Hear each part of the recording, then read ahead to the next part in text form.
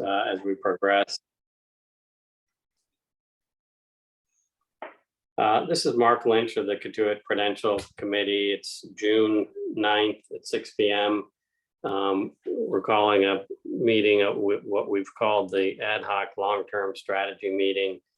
In attendance are Mr. Perrone, Ms. Havens, Ms. Parks, Mr. Lynch, and Mr. Horsley. Hopefully others will join us. Fran, can you lead us in the Pledge of Allegiance? Did you mention Kevin and Adam? No, I didn't see that they're here. I pledge allegiance to the To flag the flag of the of United the United States of States of America America and to the republic for which it stands, one one nation, nation, under under God, God, indivisible, indivisible, with with liberty liberty and and justice justice for all. for all. Adam and Kevin, apologies for not mentioning you. I didn't see you there in the participant room.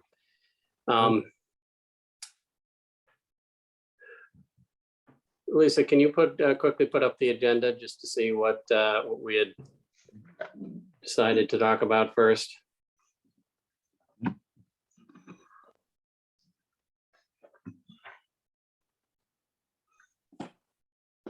Or just let us know what's the first item on the agenda. I don't have, Okay. I think it was the long-term capital improvement plan was the first thing on the agenda. And I was going to ask Ray to briefly review that with the updated document he has. The purpose of this meeting was to on an occasional basis get together members of all three committees, Prudential, Fire, and Water, to discuss hopefully succinctly what the long-term capital needs are going to be, and to see if we can get some clarity around when those capital needs are going to come into place, that would be required, and how we might finance them. And we have some hopefully instructional information from, I believe it is the town of Barnstable that recently funded their water filtration plant that Ray's going to tell us about a little bit. But Ray, can you just start us off with what we currently have for the projections for capital expenditures from the three committees, focusing, if you would, on the potential for a new fire building, the potential for a new water filtration plant, and the Cotuit School property, which will need to be demolished, used for another purpose, potentially used for a fire department. Okay, Mark. What I started off with was the long-term plan that we reviewed and either the March or April meeting, I forget which. It was based on input from both fire and water departments as their best look at what the future special articles, capital expenditures would be over the next 6 years. And we picked 6 years for the reason that seemed to hit the point at which the water treatment facility would possibly occur. Again, all of this is conjecture. It was a point in time projection, a good starting point, but this is a projection and should be taken as such. The first major expenditure that we incur, which I've coded in red, would be the acquisition of the school property. And in this initial scenario, I assumed a demolition at $1.1 million. The second major item that we come to is in year fiscal 26, which is the estimate, and I used the largest estimate of $12 million for a fire station. And then finally, in F28, we used the, again, the largest number, and I based this on Barnstable Village's water treatment facility. Their facility is 20 million. And so that's what I put in.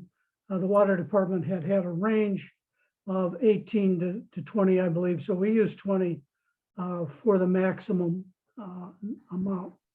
And one of the objectives that I wanted to do was to see how the debt load and debt service would impact the district based on these projections.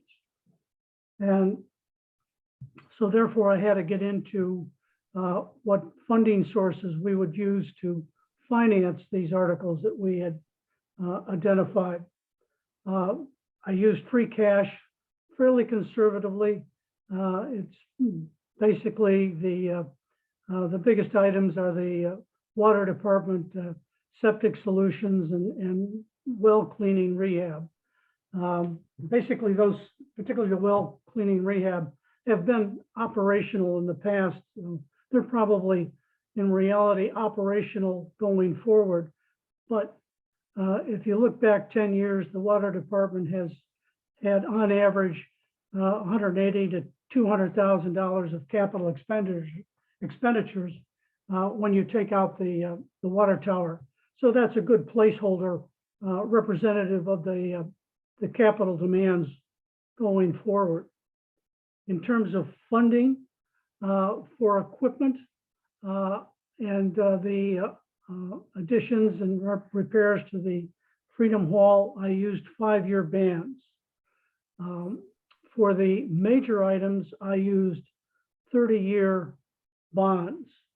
The interest rates were basically set at what the interest rates are. Stay on the first page, if you would, Lisa. I think that's the easiest one. The rest of the stuff that's are really my worksheets, and it gets into the weeds too deeply. So for example, for the school property of 1.1 million, we actually have an article which is a carryover of about $300,000, which we can use to offset that. So you see again on the first page, you see down at the bottom, I'm using closed article of 300,000 and then the 30-year bond for the remaining part of that school demolition of 787. And I use the current interest rate of about it's estimated by our consultants between 4% and 5%. I used 5%. Next, the next major item was the fire station. And again, I used a 5% rate, 30-year amortization for that item. And finally, for the water treatment facility, I had an exchange with the treasurer at Barnstable Village and also communicated with our consultants. And the best funding opportunity, aside from a potential grant from who knows where, is the zero interest loan facility that's available through the Massachusetts Water Treatment Facility. And that's what they engaged for their funding. I'd also point out that they intend to pay for that debt service through the water rates. This will effectively double their water rates. If we chose to do the same thing at Cotuit, the amortization of the 20 million is approximately $667,000 per year. So that would mean roughly somewhere between a 65 to 70% increase in the water rates. I also look. Can I interrupt you for 1 second? Sure. Why a lower rate for us compared to Barnstable? Do we have a larger, the facilities cost estimated about the same, right? Why smaller for us? Well, I use the same rate that they have. They have a 0 interest rate for the loan through the Mass Water Treatment Facility. Yeah, that was an inarticulate question. Their rates are doubling. Our rates would go up 65%. Why the difference? Our current estimate for water rates is like $1,034,000. So when I took the $667,000 and measured it against the current water rate revenue, it came up with, I think it was 64%, but I'm saying it's somewhere between 65 and 70%. Okay. That's how that's how that number came about. I'm sorry. The rest of the bands I used 5 years. Again, we could when you get to the day when you're doing that funding, you may choose the shorter amortization to pay it off quicker, depending upon the interest rates. You may use more free cash, etc. I didn't bother getting into that. I tried to make it as absolutely vanilla as I could, so the committee could focus on what needs to be done and what the implications are of that.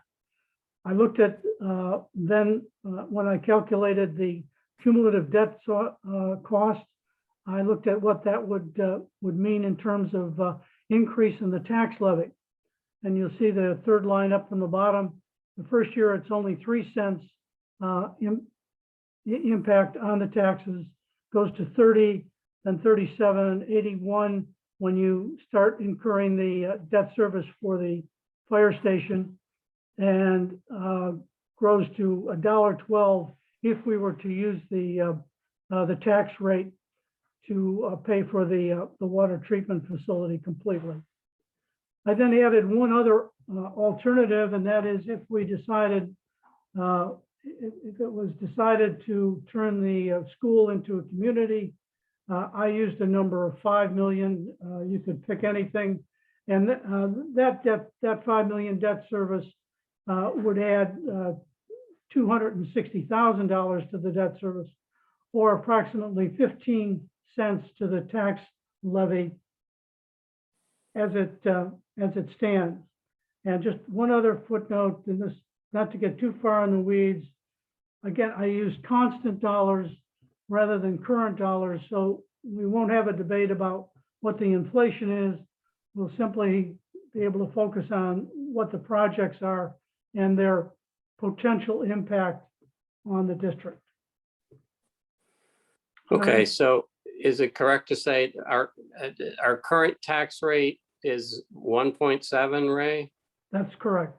And that's based on the valuation of $17.8 million. Billion dollars, excuse me. Okay. And I, So this projects an increase of 1.12, so not doubling the tax rate, but help me with the math, going up by what, 70%? It would go up from 170 to 282. So 2.82 divided by 1.70 is a 67% increase. Whether you, again, that last year would be without the community. I didn't add that. If you want to add the community in and say what's the total potential increase in the taxes, and that would be 75%. Ray, we have a couple of chats going on. Rick Pisano says, what was the comment about school use? And Mark Robinson is asking something about if it is used as a community center. I'm not sure. Well, Either of those guys can jump in whenever they want. I think Mark was answering Rick's question. I can answer the question. Is that all right, Mark? Sure, of course. So I received a letter, which I thought I sent to you and Seth. There's a group of community members who've gotten together who would like to, who presented some ideas for use of the school. One of which is turning it into a community center. having a farmer's market there. um, Multiple other plans, daycare center, something for seniors. So that's the impetus for that. So those are just some suggestions from members of the community, which I was going to put on our next prudential agenda. Yeah. Anybody who doesn't have a copy of that letter, just let me know and I'll send a copy. It came from George Foy. He says that there are multiple people involved in the proposal, although as Fran pointed out, it's a bit of a laundry list. It's not very specific at this point.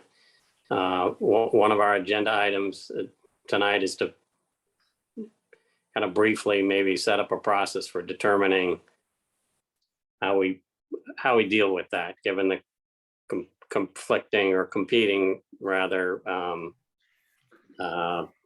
possible uses for the building. In that regard, I assume that the fire department is still interested in the possibility of using the building. Mark, and that was part of my question. I know that we are going to, or we have funds already allocated for a cost estimate study about various options with the building. And I understand the competing interests. My concern in representing the fire department here is that the property itself represents one of the only available land spaces that could conceivably be used for a new station without literally doubling the cost estimate of a new station. And so before any decisions were made, even about the $1.1 million estimate for demolition, I'm assuming that study needs to be done and bring us back some reasonable numbers about the cost of options, both for its use and then allowing the fire department to amend the cost projection for a new station if it's ruled out of that site. Because frankly, I don't know how we would be able to manage the need for temporary space if we did attempted to do anything on the existing site. And I know of no other available land of sufficient size in the right general area.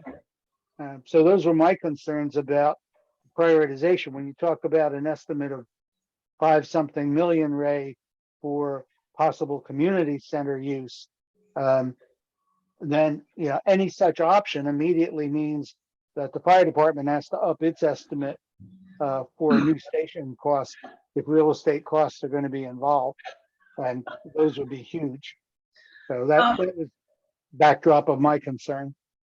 Rick, the people that are suggesting the possible community center and a large laundry list of other uses are also proposing that they would be running it on their own by getting grants and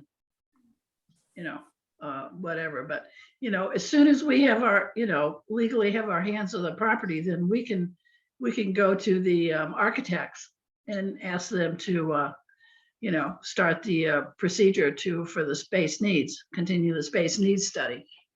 But we can't do anything until the property's in our possession in terms of that. Right. Mark Robinson has raised his hand. Go ahead, Mark, jump in. Scott Horsley's raised his hand. Yeah, I just wanted to clarify. I've been involved in a number meeting with George Foy, and it is not a proposal. I've heard that term used twice today, and it's just to clarify. If George were here, he would want to be very clear about that.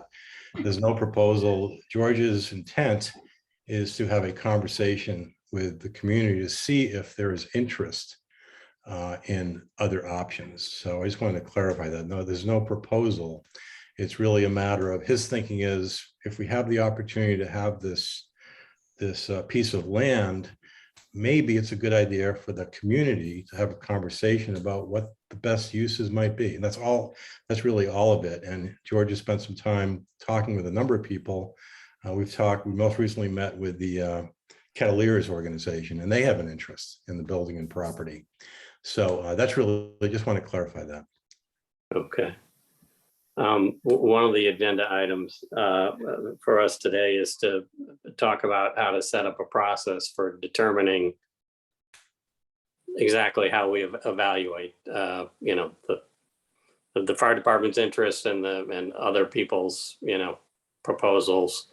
But we need to figure out a way to kind of air that. Let me jump around a little bit on the agenda because it may be helpful for this discussion going forward. I had as an agenda item an update on the Katuitt School acquisition. We met last week for the first time with the attorneys. The town seems interested in continuing with this. We are, but the timeline keeps getting pushed. You know, they were thinking about, gee, can we do this by the time of Katuitt's annual meeting? That obviously has passed. I think we're now realistically looking for another 6 months. We had raised this issue before, but are really pushing it on the oil tank, with the removal of the oil tank and the indemnification of the town, of us by the town in the event there are any leaks. Now, all the evidence we have today suggests that there will not be a leak, but of course, it's an asymmetrical risk, and I'm sure the water department is not interested in dealing with a possible oil contamination near one of our fields or in one of our fields. So that there's evidently Massachusetts Constitution reasons why they can't indemnify, because it's an unfunded liability. But it seems to me there must be more than one way to arrange something so that it is to overcome that constitutional problem. But go ahead. Mark, Scott if I Horsley may. has raised his hand. Thank you. Yeah, Mark, I wanted to address that. I mentioned this at a past meeting. The tank is not the risk, it's the oil. And I had suggested before, and I'm still not sure why we couldn't pump the oil out. My newspapers I'm reading are suggesting this is huge demand at high prices. And we ought to be able to find somebody else who can use this oil. The tank itself is not the risk. And I'm just wondering if that might be a low cost, easy, non-legal means solution to the problem. We're not using the oil to heat the building. So I'm just wondering if anybody's looked into that. Well, we have talked about that, and I agree with you in the sense that the problem is not the tank, it's the oil, but the problem is we're not sure if all the oil has remained in the tank. It's removing an oil tank. They did one about 5 years ago and at one of the old schools, and it was like $18,000. It's not a lot of money. In pumping, there is evidently oil or low-grade oil, but whether it's, you know, basically that wouldn't cost much either. So the question is whether we're willing to take a risk to just pump it, leave it there, and, you know, the best practice certainly is to remove the oil tank. And I agree. I'm just thinking short-term, save money. I think that would reduce the problem by 90% or more. We could probably find someone to remove that oil for free at this point in time. I would think so. Yeah. Or make some money on it, even better. Can Yeah. I just, in Oregon, it was called decommissioning an oil tank, not only removing the oil, but testing the ground for oil leaks around the tank to see if it had leaked. And if so, there was a lot of digging and removing of everything. So it's not just about taking the oil out. but Yeah, right. Taking the oil out is the first step. Yeah. Having had this issue with a 1,500-gallon oil tank in my yard,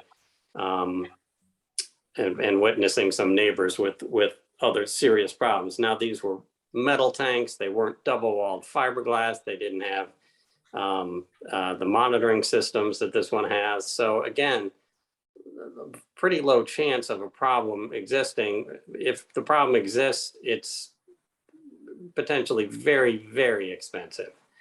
So that is one of the issues kind of slowing things down.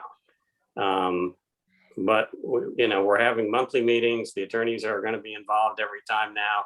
We hope to make progress on that.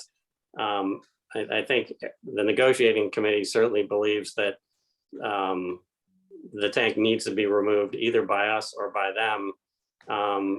But we would much prefer that we be indemnified, or that they remove it and continue removing as much soil as necessary to give it a clean bill of health. Both So Ray that's- and, sorry, both Ray and Rick have a comment they'd like to add. Go ahead, jump in, Rick. I wanted to ask, in terms of the tank removal process, since there was talk about potential soil contamination from asbestos in the crawl space underneath, would that have to be confirmed or remediated before work on tank removal could go forward? If they're going to be disturbing the soil underneath the, in the sandy area underneath where the tank is? No, I believe the oil pipe goes in through the furnace room, which has an outside wall. So there's no, and the solution to the dirt is, there are two solutions. One, if the building's torn down, you cover it with dirt, and that's considered, enclosed. And if the building's going to be used, we just pour some cement on top of it. School across the street. Fran's right about the oil tank the line running into the boiler room. I think they're separate issues, Rick. Yeah. And did someone else have a comment? Right. I was just gonna say, well, it's the town's oil. Why don't we just get permission to pump it from them? We can't do it on our own, it'd be theft. They can pump it. Ray, they'd pump it in a heartbeat if we asked them to. They'd like the deal to go through. The problem is then we're left Do it. with an oil tank that may or may not have leaked. If it didn't leak, we can probably even get them to take it out. But we could convince them. They can come up with the money somewhere. It's all about whether it's leaked. So, Well, if it's leaking, removing the oil would mitigate the problem somewhat. If it's not leaking, no problem. we're on board there. Everyone agrees that if it's not leaking, it's no problem. We just yank it out. The thing is, you're not 100% sure until you yank it out. Agreed. So that is one of the issues. They also need to get an appraisal of the property, which they think will not be an issue, but is another thing that we literally just heard about for the first time at last week's meeting. In any event, that is where we stand with that. And I would say minimum of 4 months, 6 months more likely if there are no more hiccups. And we can resolve the oil tank issue, which seems to be the last major sticking point along with the appraisal. I have a question. Yep. Is there some way to test, do borings around the tank and test that soil? Yes, we thought about that. We're a little leery of that in that we wouldn't want to do the boring ourselves, because if it finds oil, then the next thing the town is going to say is like, well, it was your boring that caused the leak. And if they could do it, but their view is it hasn't leaked, it's fine, we'll rip it out if you want, but then you're on your own. At least that's where it is right now. So we're taking a, a pretty hard-nosed stance on this. If we want to get into additional details of negotiations, we should probably go, in private session. I'm going to blank on the term, but Executive session. executive session. Thank you. Maybe we might want to suggest that that a consultant be engaged, which we could do that with our money to, that's an expert on these double held tanks. Would that help? Well, I'm not sure that it would, Fran, just for the reason that, if I had to bet, I would bet a lot of money that this tank is not leaked. And I think an expert would tell us the same thing. So it's just a matter of whether we're going to accept this risk, because if it has leaked, it is enormously expensive to remediate. Right. And people are not going to be happy when we hear that this property we took over needs a $2 or $3 million remediation project. That's where we are with that. Again, the town remains interested in doing this. Quick question. In terms of timing, as I said, 6 months seems to be reasonable. It is likely to occur within that frame.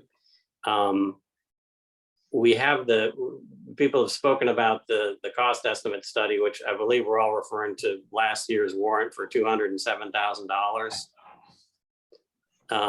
Just as an update on that, a taxpayer has objected to the use of those funds. And we have received inquiry, this was some time ago, from the state AG, a response to which was, we don't own the property yet, so it's moot, which on the one hand backed off the AG, but as soon as we do own the property, they're going to resurrect that issue. So unfortunately, it's not like we're going to be able to use that $207,000 immediately after we obtain the property, because we'll have to resolve that issue with the AG first. Just so everyone's aware of that. In terms of likelihood of having the property, though, certainly within, it'll be within the next 6 months to a year at the outside. And we will need to have figured out what we want to do with it shortly after that. In the meantime, any thoughts so that's the likelihood of the school property requiring a capital expenditure. Any additional thoughts from, first, let's start with the fire department as to the timing of the capital expenditure on the potential firehouse? I'd like to speak to, when we put this in as 26, fiscal 26, we were not dealing with the supply chain and building construction supply and inflation issues that face us now. And it was based on the assumption that could probably count on a 2-year timeline. But with the delays in all the aforementioned areas, I actually wish we could get this in the fiscal year budget 1 or 2 years earlier than 26, because it seems that we have to account for at least a 50% increase in the timeline from authorization to occupation.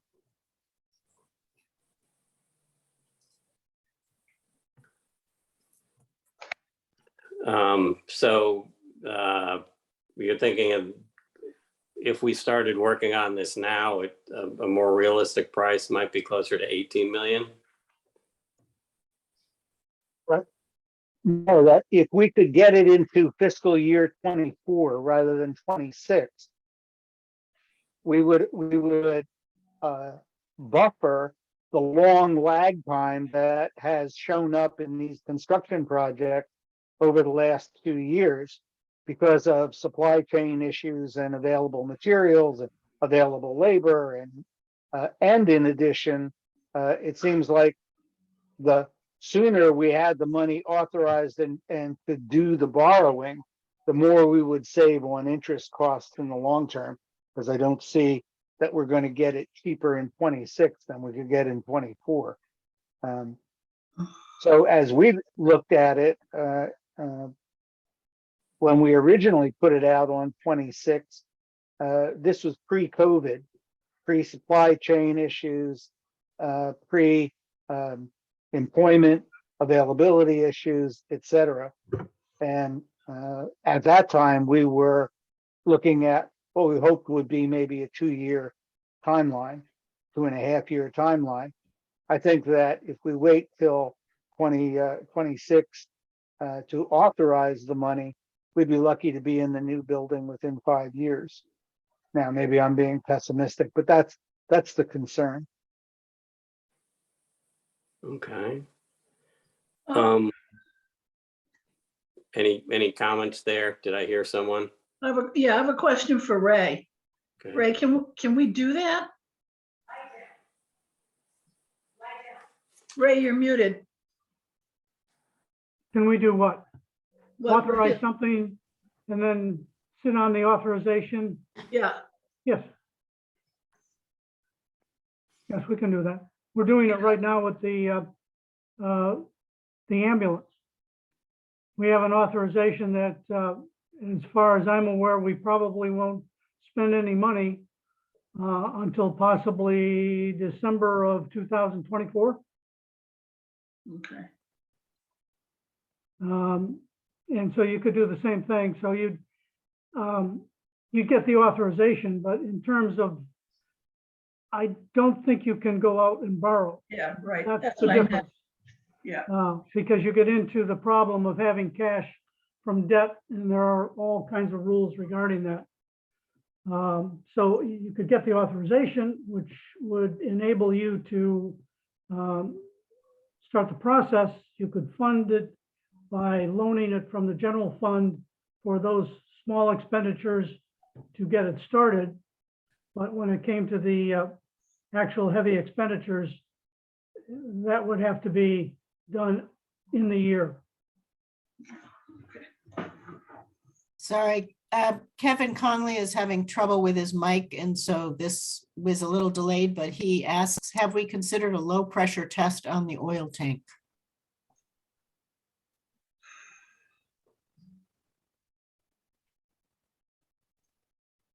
You're muted, Mark. Thanks, Lisa. I don't think so. I don't think we've, I'm not familiar with that term, a low pressure oil test? A tank test, I assume? I can Yep. speak briefly to that. Okay. That is a method that has been used. One concern with that, this is really goes to the older steel tanks, that if it was close to leaking, pressurizing it might make it leak. I don't know that that would be as much of a concern with a fiberglass tank, and I agree with you, Mark. I'm thinking the chances of leaking is some number way below 1%, in my opinion. But I'm not an LSP, so that's not a professional opinion, but where it's a fiberglass tank. But so that pressure test may not be a problem in fiberglass tanks. This would be a question we could ask an LSP, person who does this work. But I know the concern in the old days was not doing that on a steel tank.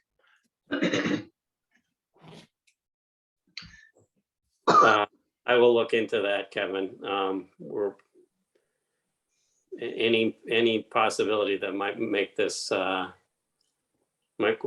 work would be worthwhile. And I see your note there about if we pumped it as dry as we could be, it would at least minimize the possibility of causing a leak.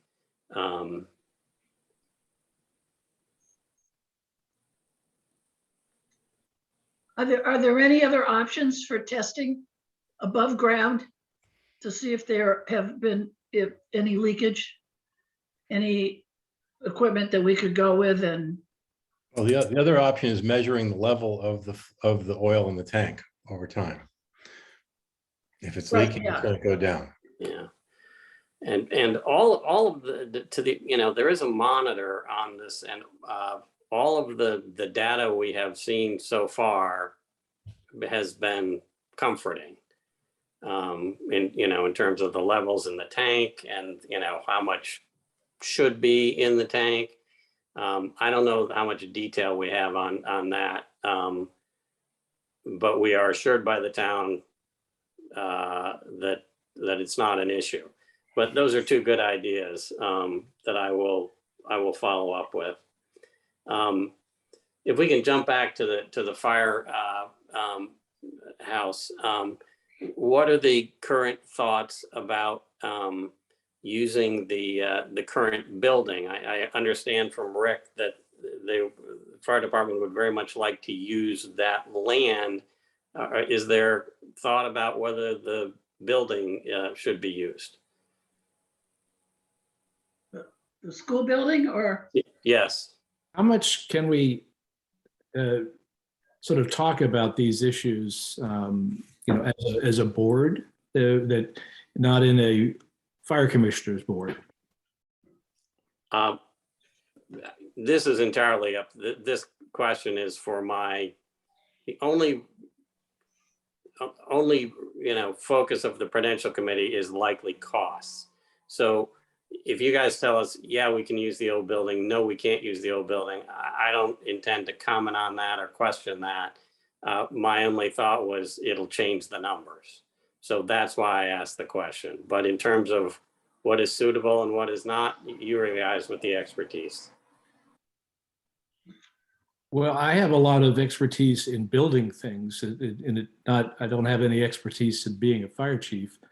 I'll let Chief Brown do all that. But my personal opinion is that there are building methods that would be far more appropriate for us to study and to plan for in constructing a new facility in the current locations.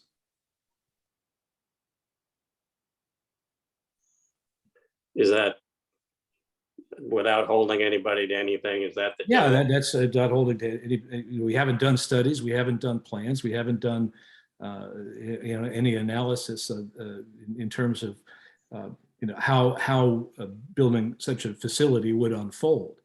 I think trying to shoehorn a new facility into the existing building is not a good idea. That's my personal opinion. I'll let the fire department, fire commission talk among themselves in terms of, what the answer to that is, but it obviously makes a difference, potentially makes a difference from a financial planning perspective. So, I would, When we had the original study done on the existing properties to look at building a small adjoining office, and then when they remodeled that design to look at some remodeling that included the old station itself, as well as replacing the neighboring building for a municipal office. The problems that they talked about in terms of achieving the two major three major structural concerns, and that's the bays and their size, the decontamination facility, and the capturing of water when the firefighters, the gear, the equipment is washed after use. And those were the things that made it seem very unlikely that there was going to be any reasonable way to retrofit on the existing site, regardless of technique, in a way that would allow continuing service while the work was being done, which is why there was a lot of movement forward. All right, what's the other available option? Certainly, I think we can revisit it and get more, informed options again. But the existence of the school building and the end of it that could potentially be used. Just made it look like a very attractive alternative in terms of cost. Okay. Mark, we have two raised hands, one from Scott and one from Fran. I think Um, Fran was first. Okay. Well, thank you. I was just gonna say, tell Mark that as far as the space needs, you know, that would be one thing that would be looked at the school, the feasibility of, you know, retrofitting part of that building into a fire station. Yeah, yes, absolutely. Yeah. Scott? Yeah, I just had a quick question. I don't want to put my fingers in fire commissioner business because I don't know anything about it, and you guys do. You're the experts. But Richard, I heard you say decontamination process and washing equipment, and that's terminology that's in my business. So I'm just interested if you could briefly explain, because obviously our water commissioner's standpoint on any use of the elementary school is to decrease contamination risk. So I was wondering if you could, I don't want to briefly address that, or maybe a later time is better. So I don't want to put you on the spot here. I would invite the chief to jump in on this, but new facilities have underneath their structures a collection system that any potentially contaminated water used in cleaning equipment, gear, whatever, when after a call, that is captured and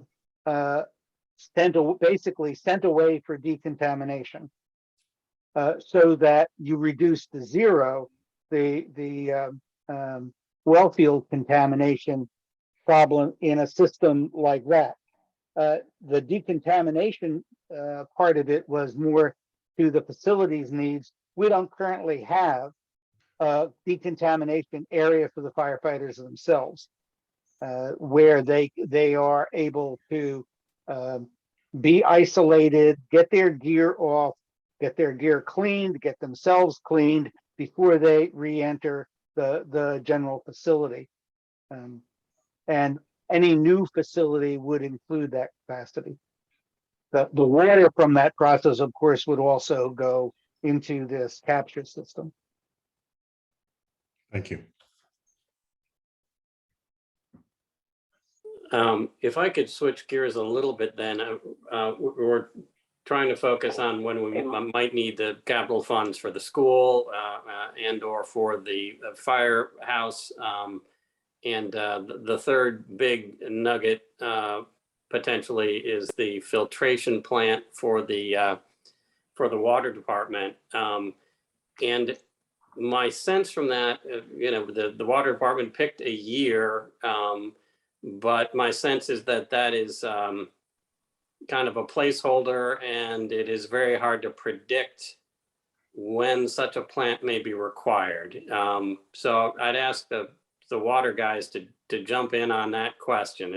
Am I getting that right? Yeah, Mark, I don't think we've had enough discussion about that. We did have an engineering report done by our consultants, and they were looking at a filtration plant that would deal with the removal of iron and manganese, which, as I understand it, are not health concerns. They're more aesthetic concerns. And that would be cited in the main well field. But we basically shelved it because at that time, I think the expense was 12 to 13 million to build that. And we didn't think it was necessary to spend that kind of money on an aesthetic concern. Now, that was before all this talk about the PFAS. And while the Cotuit water is still safe from PFAS in terms of the levels, you know, we just don't know in the future whether those will be elevated. And of course, there are always other things coming down the pike that we have to keep our eyes on the lookout for. You know, we're very concerned about sodium in the water that has been rising over time in the last 20 years. again, it's not a health thing. It's more of a caution for people that are on low salt diets. And I don't think, Scott, you can correct me, but I don't think a filtration plant is going to do anything for sodium. Yeah, let me just jump in a little bit here. That's absolutely right. The treatment plant that Barnstable recently funded is a carbon filtration plant. It's designed to take out synthetic organics like PFAS, and some of you may have heard we're now getting things like pharmaceuticals and flame retardants showing up in some of the water supplies. Thankfully, not in ours. And I want to throw out a term here that I'm hoping you're going to hear a lot about this year. It's called source water protection. And it's what I've been doing professionally for 30 years for EPA nationally. And the goal is to prevent the contamination rather than building a treatment plant. The best example on the planet is New York City's water supply.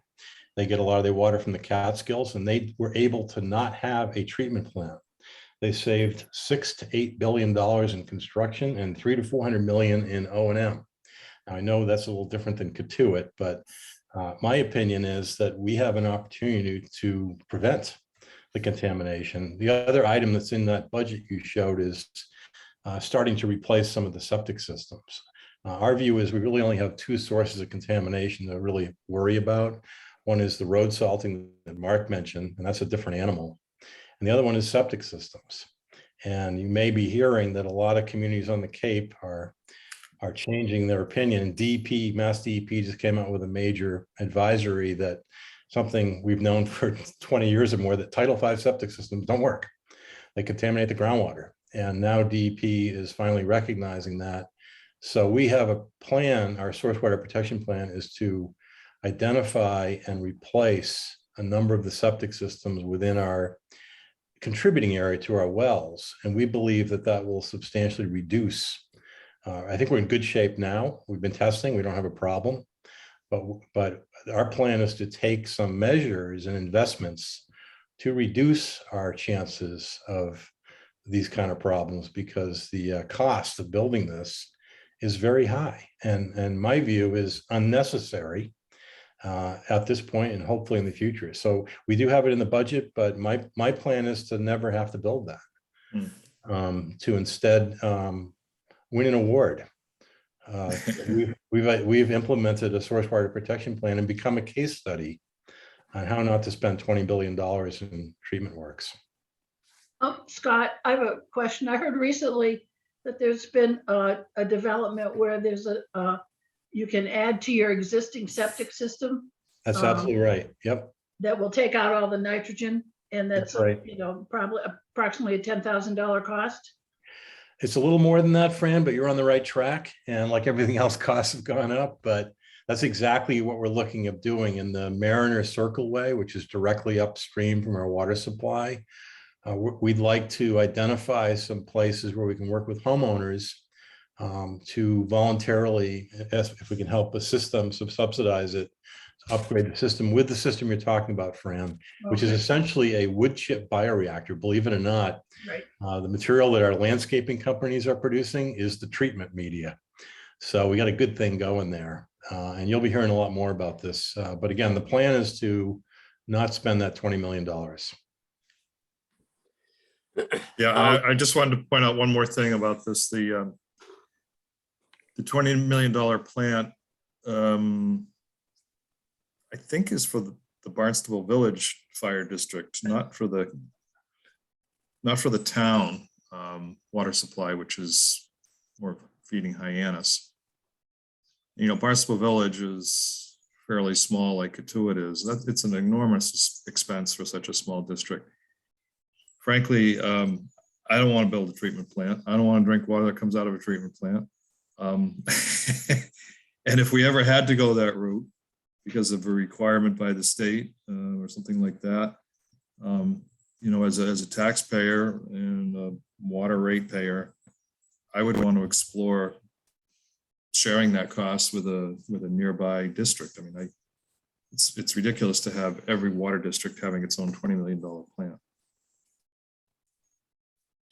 That was one of my questions, whether sharing, whether we build it and share it with others for cost, or share with others.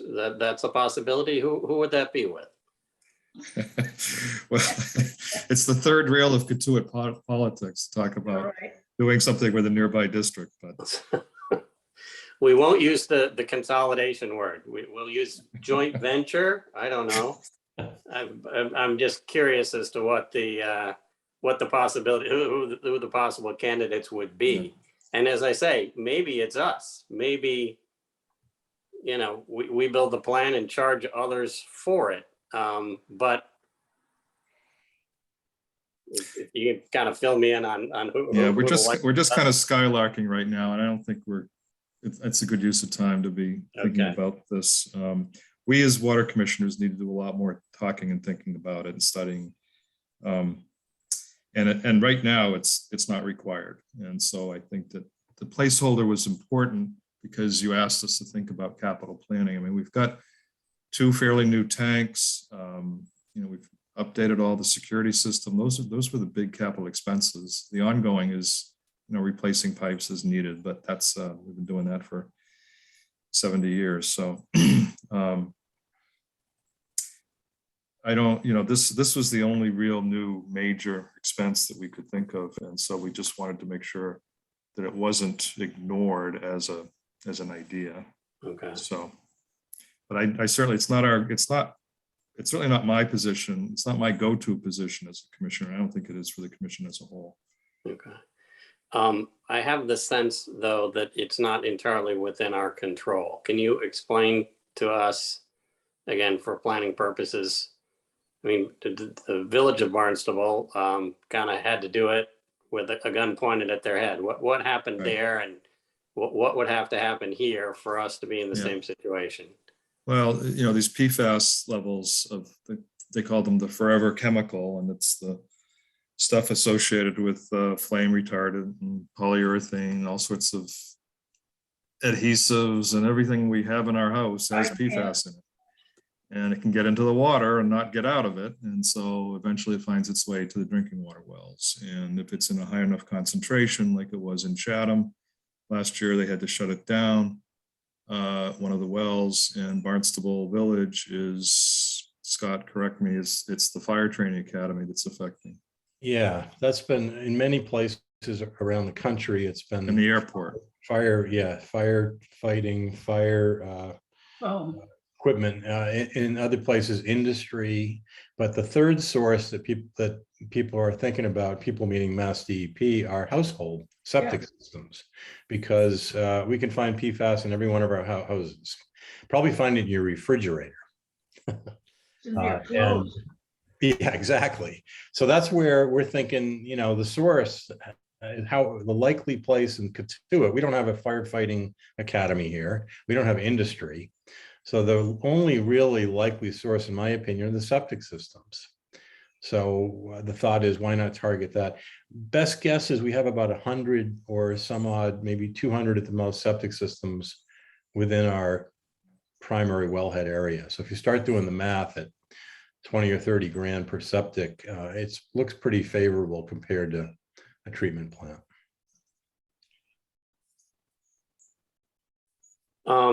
Does anyone know? Excuse me, one last thing, Mark. I just want to jump in.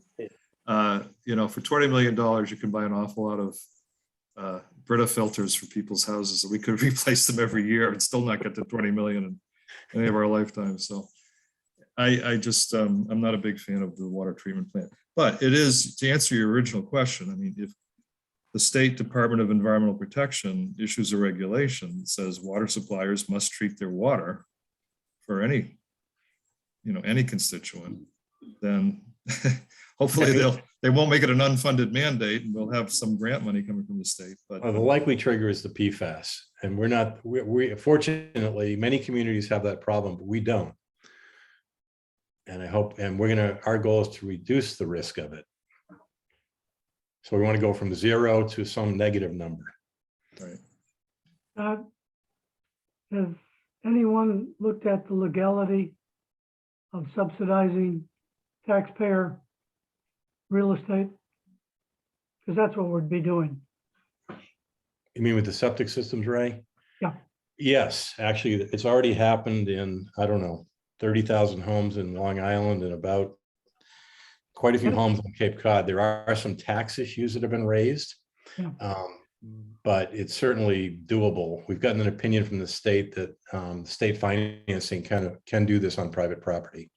But You there is, did get an opinion? we do, yes. Oh, Uh, could you share but that there with is- me? I'm sorry, sure, absolutely. Great. thank you. The question about tax consequence is still there, though. Yeah, I can imagine.